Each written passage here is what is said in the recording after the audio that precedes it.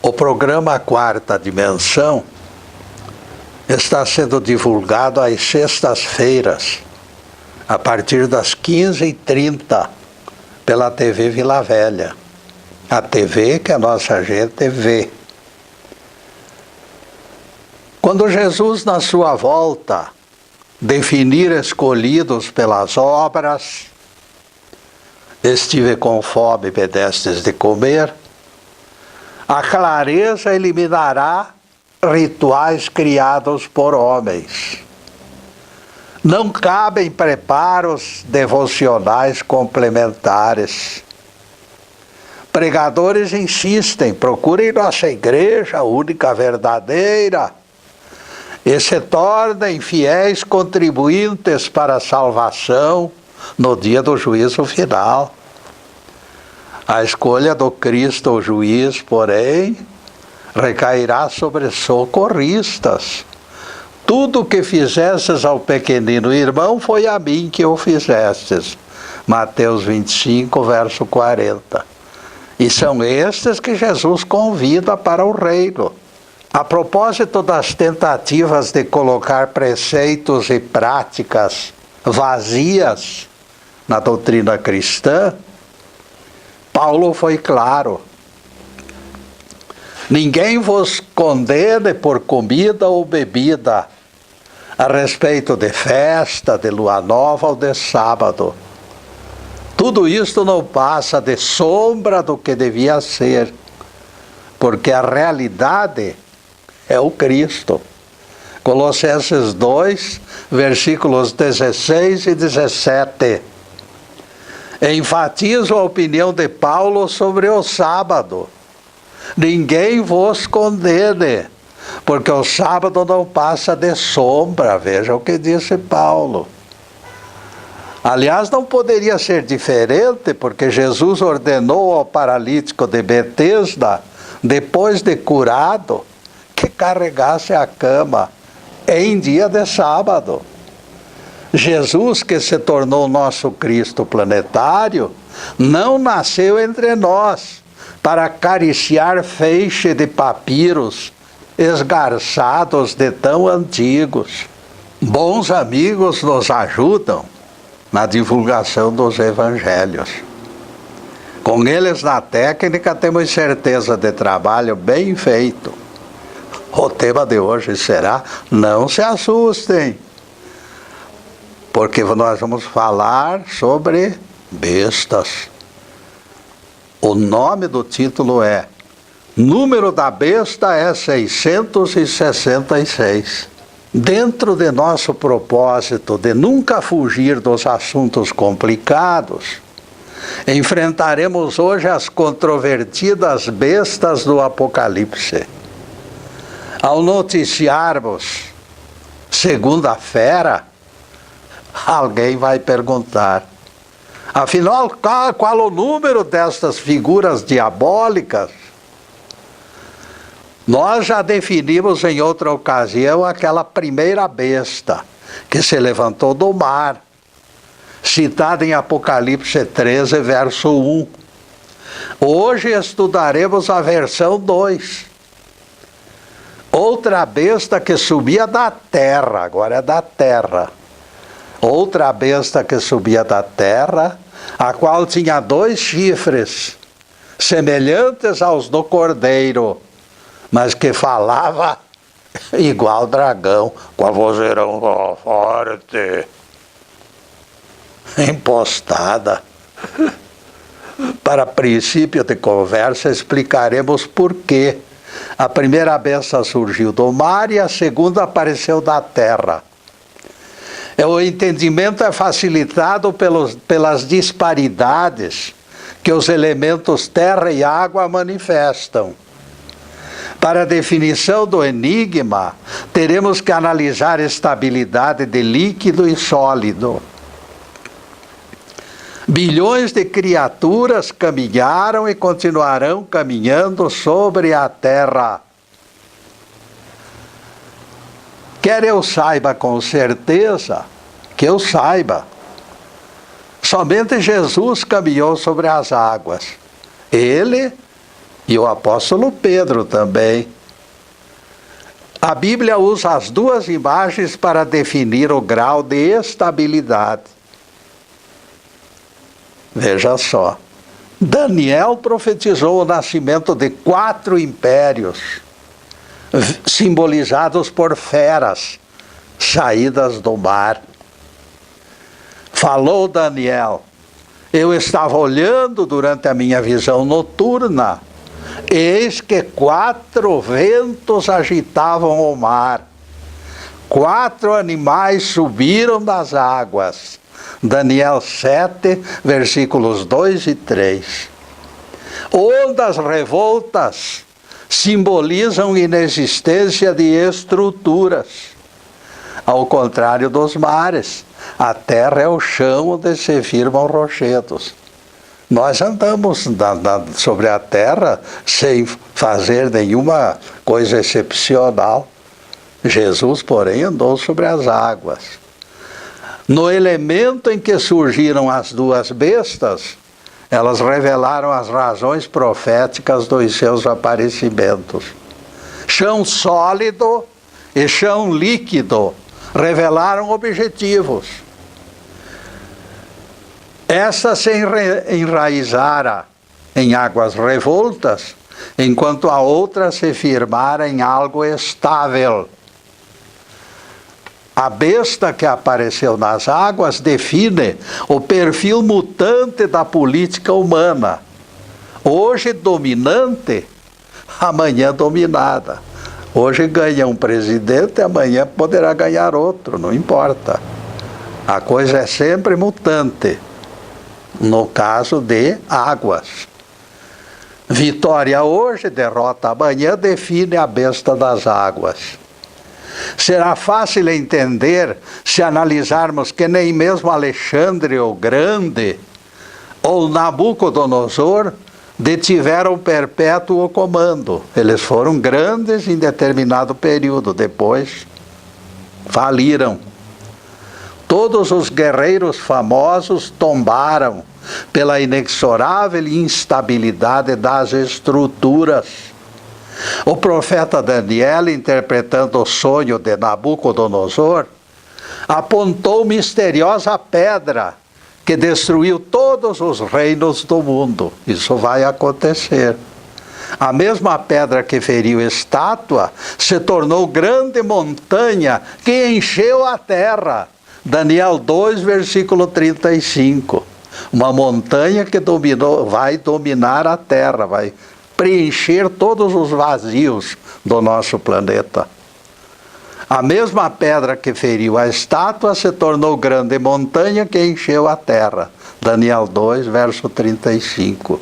E nesta montanha imensa, é exatamente aqui, afirma, que ela irá preencher todos os escaninhos do planeta. Nós descobrimos porta de entrada da outra besta. Esta montanha é a religiosidade do ser humano. Vejam só, a sua capacidade de acreditar em algo além do prosaico, acreditar em Deus. Essa crença, essa não está sujeita à mutação, porque desde o início do planeta, desde que fomos criados, nós temos essa tendência para o sobrenatural. Pesquisadores revelam que os primitivos seres dos tempos das cavernas levavam alimentos para as sepulturas dos mortos. Eles pensavam que os mortos comiam de madrugada lá, faziam banquetes. Eles acreditavam que os familiares falecidos ainda dependessem de alimentação. Deixando de lado o procedimento infantil dos nossos antepassados, somos forçados a admitir a antiguidade da fé. A religiosidade humana é a montanha citada por Daniel. Por isso a segunda besta aparece com chifres, semelhantes aos do cordeiro, para ludibriar os incautos. Lembramos que Jesus foi chamado o Cordeiro de Deus. Como pode besta ter ligação com o Cristo? Alguém dirá, irritado até. Ninguém se iluda, por favor, que a mentira será sempre esmagada pela verdade. Pode a mentira sobreviver até certo ponto, mas ela não é eterna. E a verdade é. Num abrir e fechar de olhos, todos percebem. Aquela besta com chifres iguais aos do cordeiro possui entonação de voz idêntica ao dragão, aquela voz grossa. Metade cordeiro, metade dragão. Pois saibam que o significado ficou claro exatamente por esta controvérsia. Chifre em Roma significava poder. Os chifres do cordeiro são símbolos do poder do Cristo. Palavras do versículo 11 nos chocam. Apesar de disfarçada, com aparência de cordeiro, a besta travestida de santa emite a voz de dragão. Seus chifres simbolizam religiosidade. Como entender que aquela figura falasse com aspereza? Aqui simplesmente lembramos o ditado popular: lobos em pele de cordeiro. E neste ponto explica-se o vaticínio. Com certeza, os seguidores de Jesus em época futura terminariam se modificando. Grande parte deles passaria a usar a voz grosseira do dragão. Lembramos que as profecias de Apocalipse foram escritas nos finais do primeiro século. Aqui somos obrigados a nadar contra a poderosa corrente teológica. Em nossa opinião, o imperador Constantino trouxe mais males para o cristianismo do que as próprias perseguições. Foi no governo de Constantino que os dirigentes cristãos se instalaram nos palacetes da aristocracia. A vida fácil destruiu neles o idealismo. Seduzidos pelas recompensas da política, eles jamais retornaram ao exercício autêntico das recomendações de Jesus. Quem fora perseguido, tornou-se perseguidor. Quem tinha rosto franco e sincero, usou máscara e disfarçou a falsidade. Em pouco tempo operou-se enorme transformação. Recordem o que eu disse agorinha mesmo. Com certeza os seguidores de Jesus, em época futura, terminariam se modificando. E nesse modificando nós vamos fazer a primeira interrupção no programa para os comerciais do canal, mas é um instantinho só. Daqui a pouco estaremos de volta.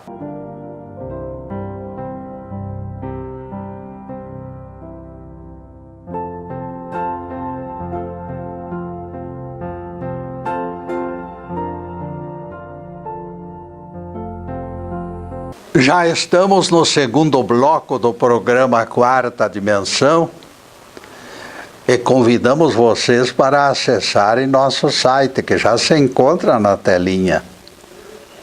Não esqueçam as 202 palestras que se encontram no YouTube, dia e noite à disposição dos telespectadores. Contando a diminuta estrutura, apelamos aos simpatizantes que nos ajudem na divulgação dos trabalhos, para que cresçam beneficiados. Dentre nossas palestras, Jesus ordenou trabalho no sábado, é campeã de visualizações. Não deixe de assisti-la você também. Valerá a pena tomar conhecimento de revelações inéditas que lhes oferecemos. O programa Quarta Dimensão é gravado nos estúdios Fernando Martins e transmitido pelo Facebook Live TV Ponta Grossa. Todas as palestras permanecem disponíveis dia e noite a partir da gravação do Facebook Live TV Ponta Grossa.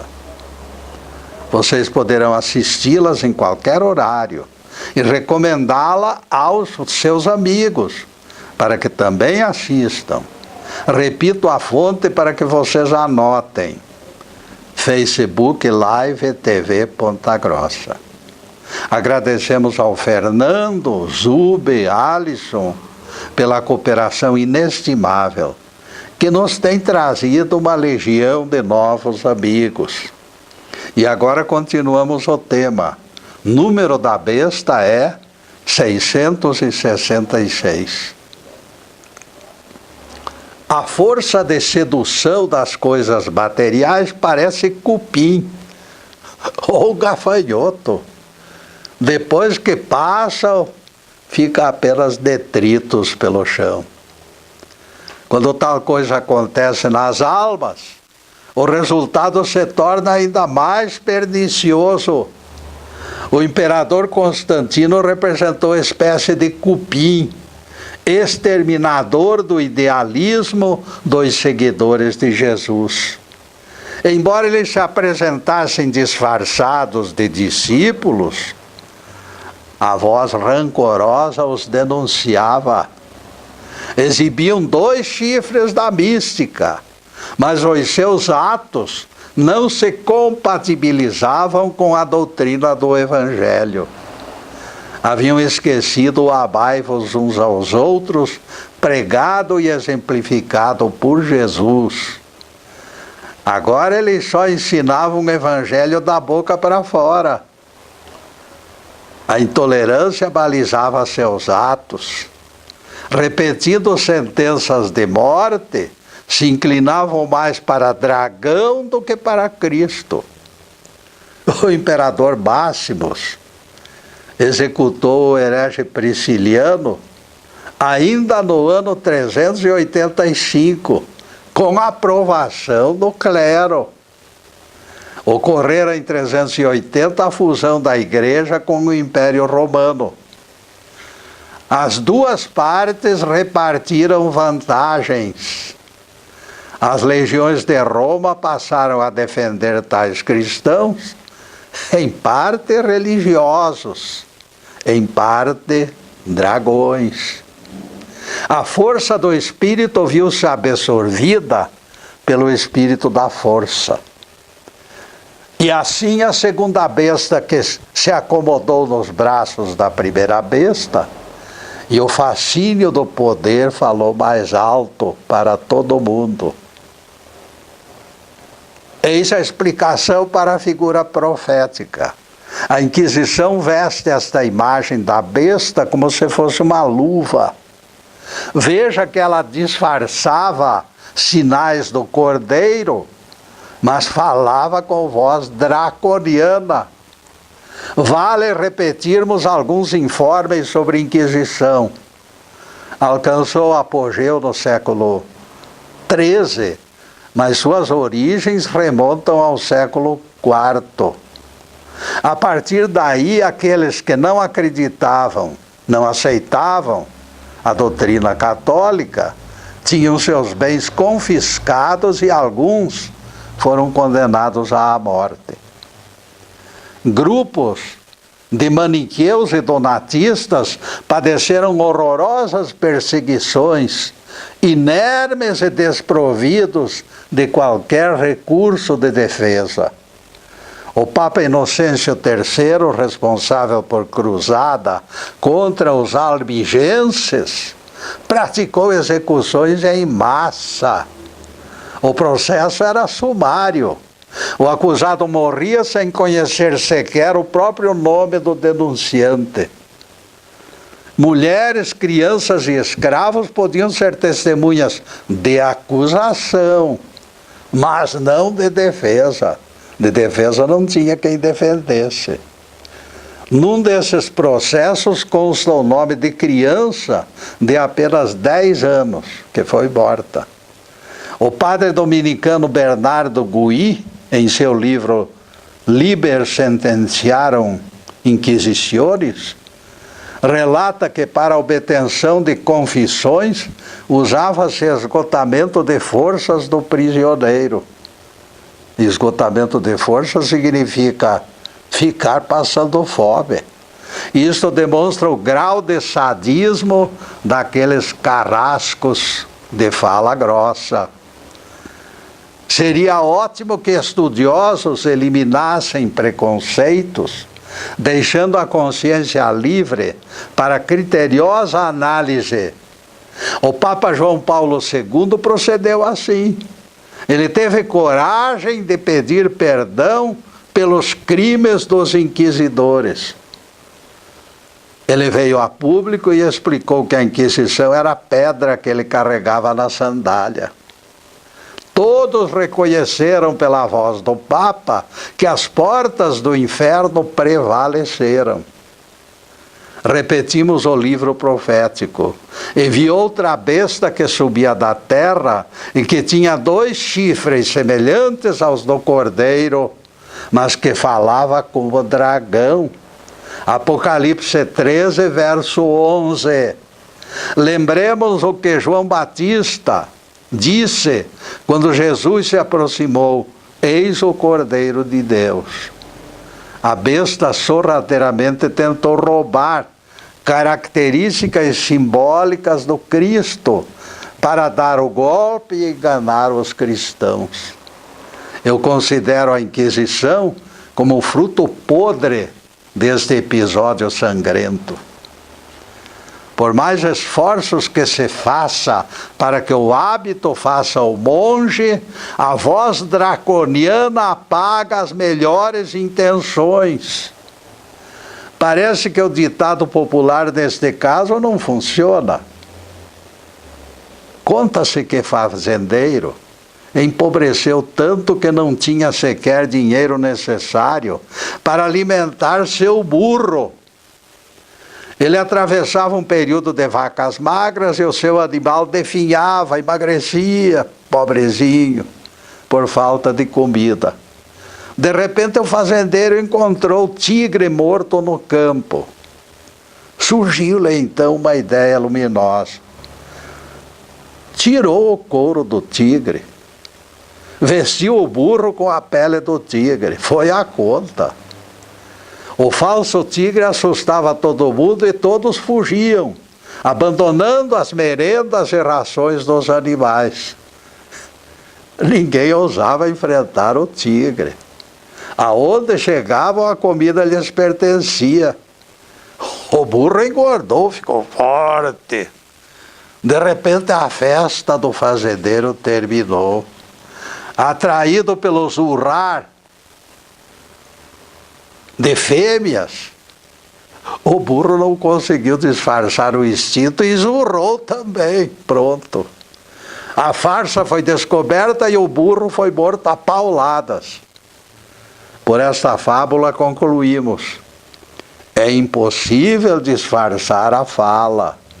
Será que o cirurgião plástico resolveria o problema, meus amigos? Eu duvido disso, eu acho que não. Agressividade não se corta com bisturi. O jeito de falar reflete o grau de intolerância. Não será conveniente usar símbolos do cordeiro e ser desmascarado logo em seguida. O livro eclesiástico adverte: não louves ao homem antes de ouvi-lo falar, porque esta é a prova da sua verdadeira identidade. Eclesiástico 27, versículo 8. É claro que o burro não poderia enganar como o tigre. Quando zurrar é o som da sua voz. Pela nossa fala, nós seremos flagrados. Baseado nessas evidências, eu declaro: Constantino disfarçou suas verdadeiras intenções, escondeu a sua voz e enganou os cristãos. E neste ponto, caríssimos, nós vamos fazer mais uma interrupção no programa para os comerciais do canal, mas é um instantinho só. Daqui a pouco estaremos de volta. Obrigado.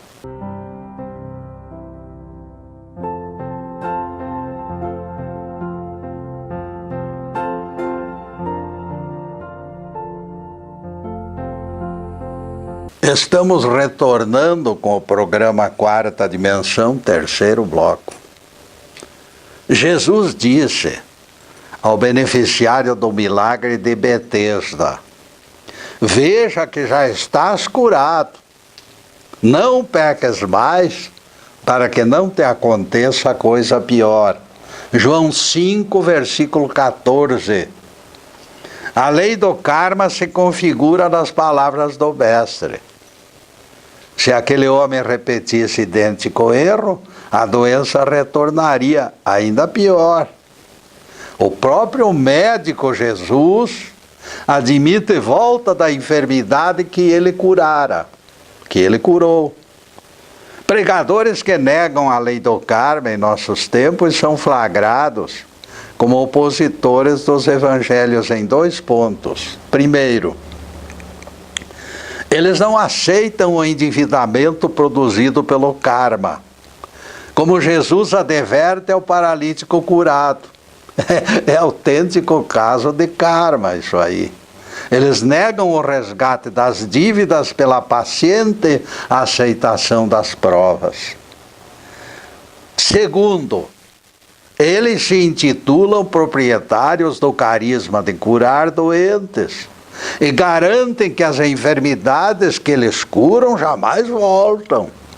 É autêntico caso de soberba, e soberba daquelas.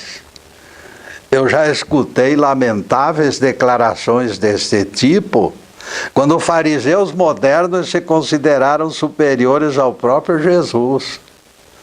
Ao contrário deles, o mestre advertiu que a paralisia do homem de Betesda poderia retornar. A grandeza de Jesus e a humildade, junto com humildade. A pobreza desta gente, junto com soberba. O mestre advertiu que a paralisia do homem de Betesda que ele curara poderia retornar. Figurinhas empanturradas de soberba garantem que a doença curada por ele jamais retorna. Vocês podem analisar e tirar suas conclusões. E depois desse pinguinho de doutrina, retornaremos ao tema. Número da besta é 666. A razão do meu desabafo, meus amigos, é que Constantino se tornou responsável pela mudança de voz dos seguidores de Jesus. Ele contaminou a firmeza dos cristãos. Poderíamos usar o título famoso: Constantino era estranho no ninho. Constantino destruiu a nobreza do apostolado de Jesus. Amai-vos uns aos outros, nisto conhecerão todos que sois verdadeiramente meus discípulos. Palavras de Jesus em João 13, versículos 34 e 35. Emitindo com clareza a minha opinião, eu não posso faltar com a verdade. Constantino fundou religião com outra voz.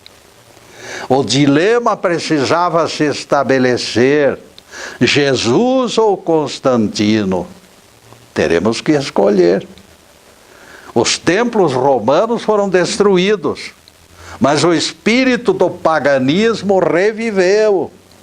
Outros templos se ergueram sobre alicerces dos antigos. Preceitos de Jesus foram desfigurados pela prepotência. Sem intervenção das lanças, os benditos hereges não teriam sido esmagados. Não resta qualquer dúvida. A Inquisição corporifica a imagem da besta, e o construtor do desastre foi quem? Está na cara: Constantino. Aqui pergunta crucial: haverá legitimidade na interpretação da Bíblia pelos teólogos ameaçados de prisão e morte? Estado e religião se sustentando em única estrutura só poderia terminar em zebra. No ano 380, aquelas figurinhas saíram das catacumbas para integrar a elite do Império Romano. O sujeito está lá esmagado, lá nas catacumbas, e de repente se torna importante. Ora, já viu o que acontece. Nas palavras de Apocalipse, a segunda besta fez com que a terra e os seus habitantes adorassem a primeira besta. É uma religião de compadres. Apocalipse 13, versículo 12. Roma, a primeira besta, já agora governada por Teodósio I, recuperara-se da ferida mortal de algumas derrotas. Religião nova serviria para levantar o moral. Por isso a aliança fora incentivada. A força de operar milagres ainda repercutia nos carismas. E o prestígio combalido dos imperadores foi sendo restaurado. Esta mão lava aquela outra, exclamaram os líderes, entusiasmados. Aproveitando o carisma da segunda besta, o Império Romano sobreviveu, retardando o inexorável declínio. A propalada história da cruz de fogo reergueu o ânimo dos guerreiros. Eu jamais engoli esta cruz considerada sinal de vitória. A guerra sempre foi considerada nociva pelo mestre. O mestre não iria incentivá-la de forma nenhuma. Incentivá-la com sinais milagrosos seria legitimar a violência. Por isso, para sermos coerentes, não poderemos aceitar o concretizado no episódio daquela cruz guerreira, porque isto aí foi feito por artes mágicas. A segunda besta adubou a lavoura ressecada da primeira besta, legitimando ambições pessoais. As duas se exercitaram na violência e no crime. E foi-lhe concedido que comunicasse espírito à imagem da besta e que falasse a tal imagem. E que fossem mortos todos os que não a adorassem. Apocalipse 13, versículo 15. Até nossos dias, as práticas místicas são procuradas mais por medo do azar e do diabo do que propriamente pela fé. O desespero diante da morte de outros flagelos incentivou a busca do sobrenatural. Ainda hoje o dízimo é garantido, por quê? Pela insegurança. Eles sabem conversar, os arautos sabem dizer aquilo que é preciso que seja dito para angariar cada vez mais. Naquele tempo de ameaças, bem mais concretas que agora, dá para imaginarmos o quanto pesava o braço dos opressores. No versículo seguinte, os dois poderes unidos decretam a extinção definitiva dos opositores. E todos os homens, pequenos e grandes, e ricos e pobres, e livres e escravos, passarão a ter um sinal na mão direita ou nas testas. Que nenhum deles possa comprar ou vender, se não tiver aquele sinal com o nome da besta. Apocalipse 13, versículos 16 e 17. Percebam a extensão da crueldade. Quem poderá viver sem comprar ou vender? Pois saibam que este foi o decreto da Inquisição. Os chamados hereges ficaram proibidos de adquirir até provisões para o sustento da família. Aqui mesmo no Brasil, no tempo do Império, e até bem perto do nosso tempo, era proibido enterrar os mortos considerados hereges nos cemitérios oficiais. O espírito da Inquisição teve fôlego de gato. Algo nos surpreende, meus amigos, neste imbróglio. Apesar da repressão, estes benditos hereges foram tantos que nos deixam assombrados. Como é que pode ter tanta gente de firmeza e de coragem para enfrentar perseguição desse tipo? Numa época de trevas como foi aquela, a exatidão do cálculo seria impossível. Todavia, dá para imaginarmos.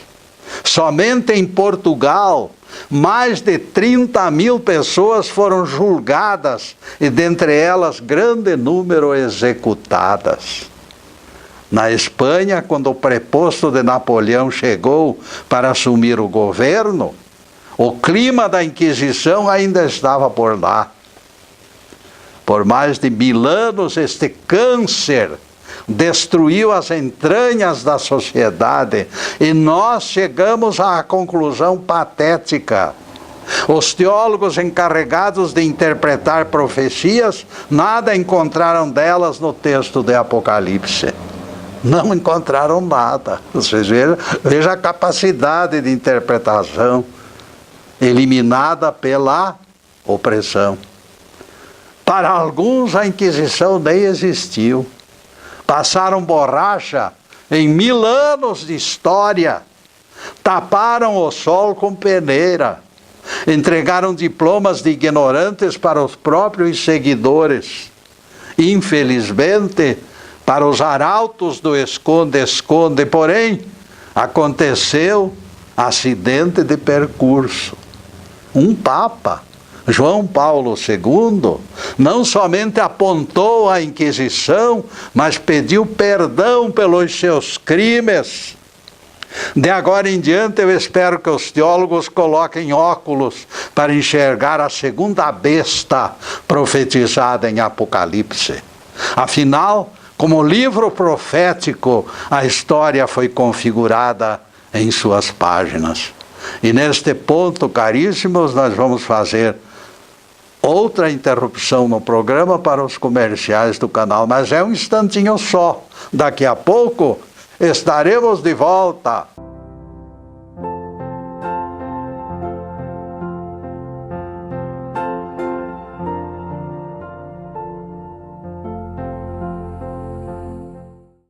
E já atingimos o último bloco do programa Quarta Dimensão.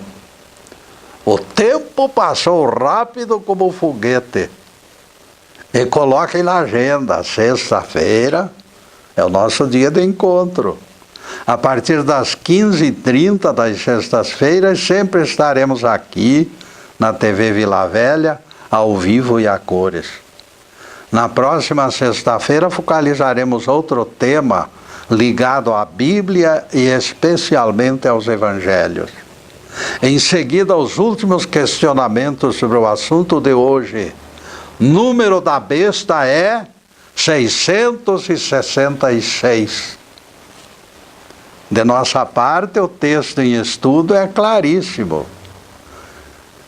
Eu vi outra besta que subia da terra e que tinha 2 chifres, semelhantes aos do cordeiro, mas que falava como dragão. Apocalipse 13, verso 11. Alguns séculos antes de acontecer, João antecipou a tragédia. Gente fina, com aparência de santidade, todo pomposo, não conseguia disfarçar a voz opressora. Joana d'Arc foi queimada e depois canonizada por eles mesmos. Em Apocalipse 13, verso 15, as 2 bestas unidas decretaram a imagem, que adorassem a imagem da besta, que fossem mortos todos aqueles que não adorassem a imagem da besta. Em nossos tempos é impossível esconder o péssimo exemplo. Eu censurei alhures certo garotinho que brincava com arma.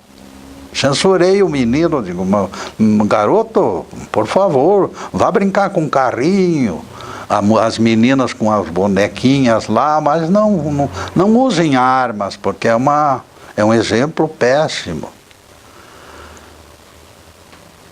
Não é educativo brincar com arma, eu disse para o menino. Que nada, respondeu ele, mas assim, debochando até em parte. Eu vi na revista sacerdote benzendo um canhão de verdade, tio. Hoje, meus amigos, tornou-se ainda pior. Qualquer criança encontra um mau exemplo da Inquisição nas enciclopédias e na internet.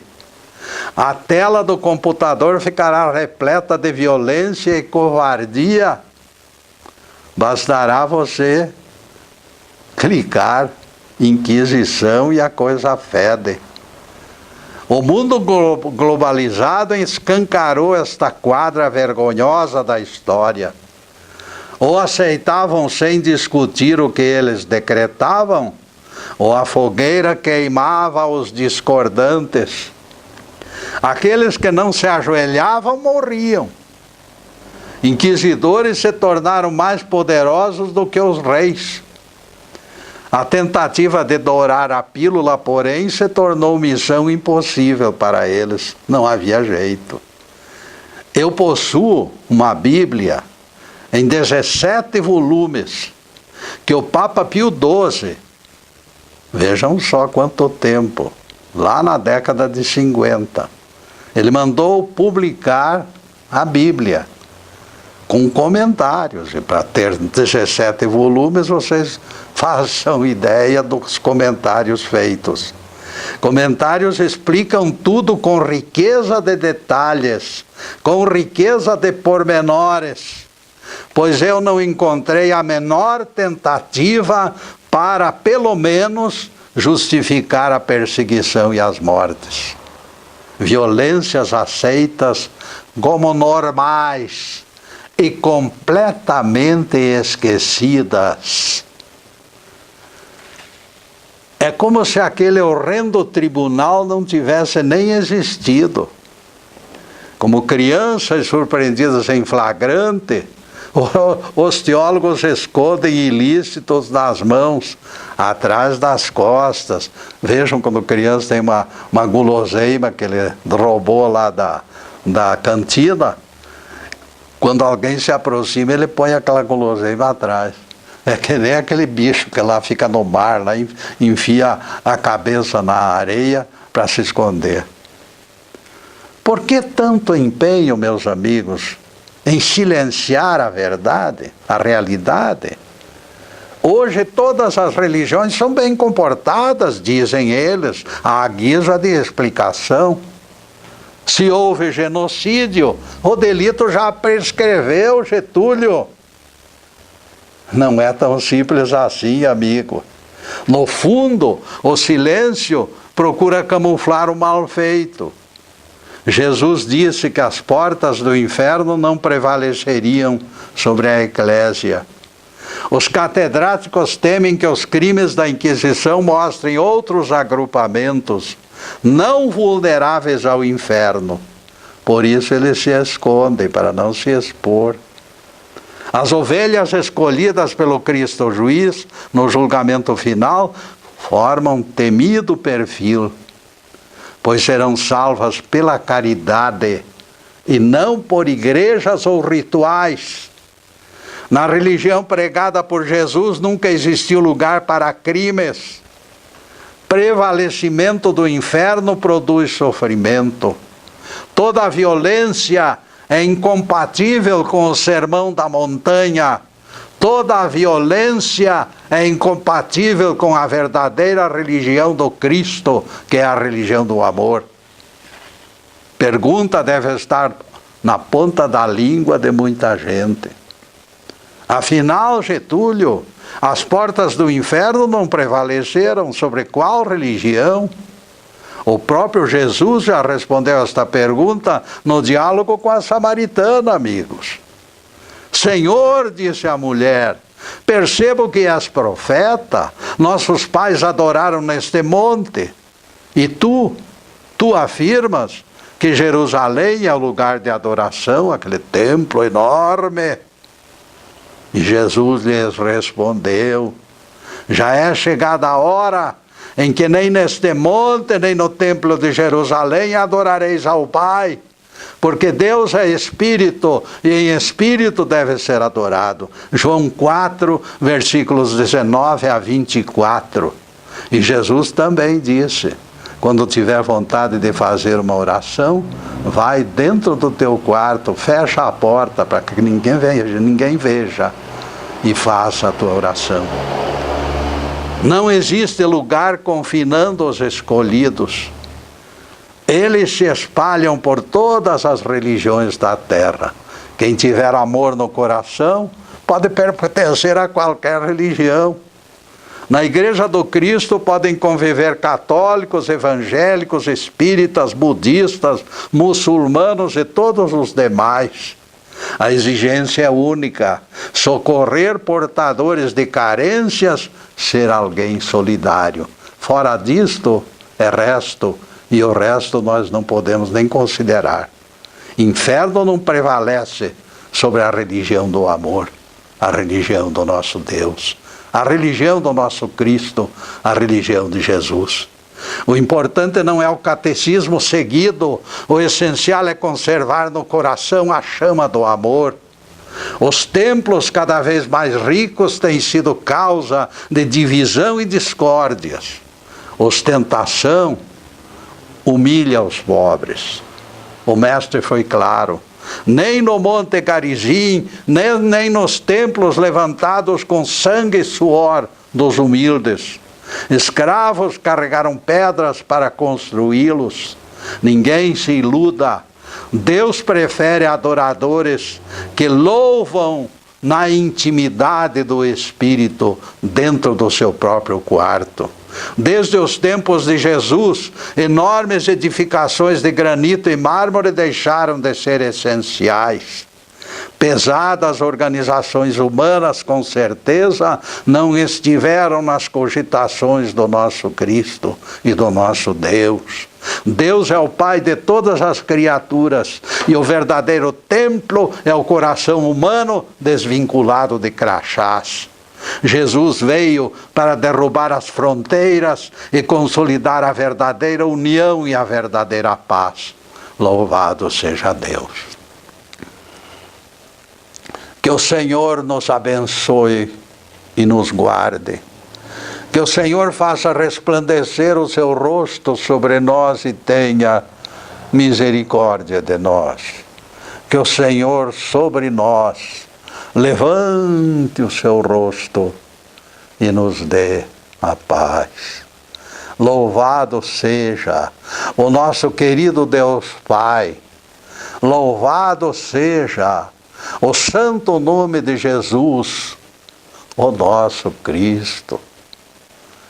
E para vocês, meus amigos, o meu abraço, meu agradecimento profundo por estarem conosco. Muito obrigado. E que as bênçãos divinas de paz, de harmonia, de saúde, de prosperidade, de alegria de viver, de tudo que é bom, esteja no coração de todos. Mas acima de tudo, meus amigos, cultivar o amor, porque o amor é o grande alicerce. Muito obrigado, meus amigos, e boa noite.